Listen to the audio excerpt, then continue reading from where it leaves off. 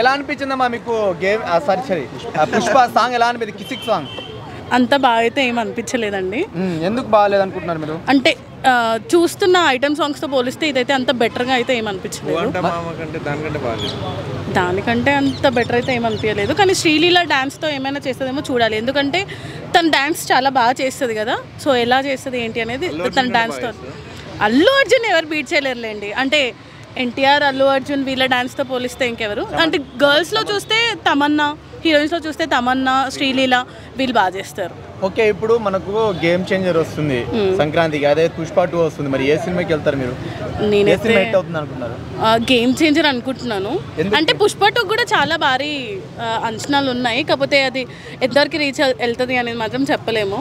So Allu Arjun గారు చెప్పడం అయితే మాత్రం ఈసారి చాలా బాగుంటుంది. పుష్ప కంటే రేంజ్ ఇంకా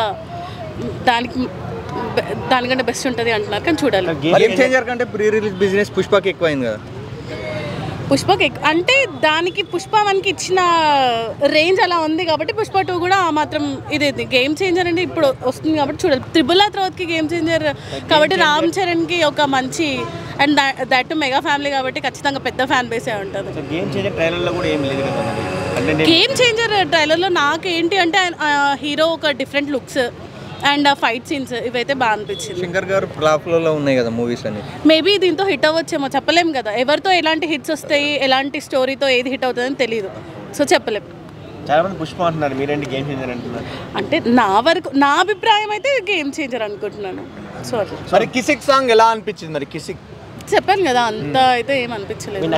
నచ్చింది అందులో ఎందులో కిసిక్ సాంగ్లో నాకంతే సాంగ్ నచ్చలేదంట. సాంగ్ నచ్చలేదా?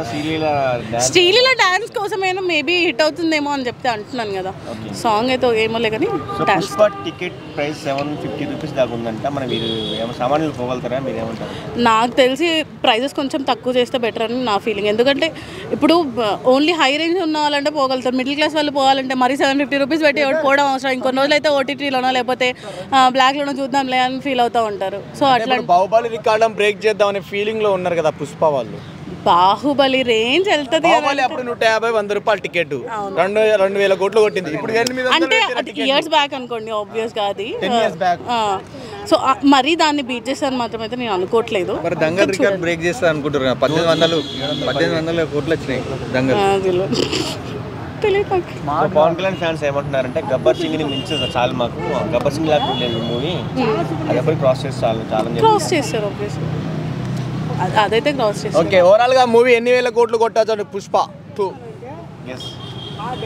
పుష్ప 1తో పోలిస్తే ఒక 10 times బెటర్. అంటే ఒక 400 కోట్లు.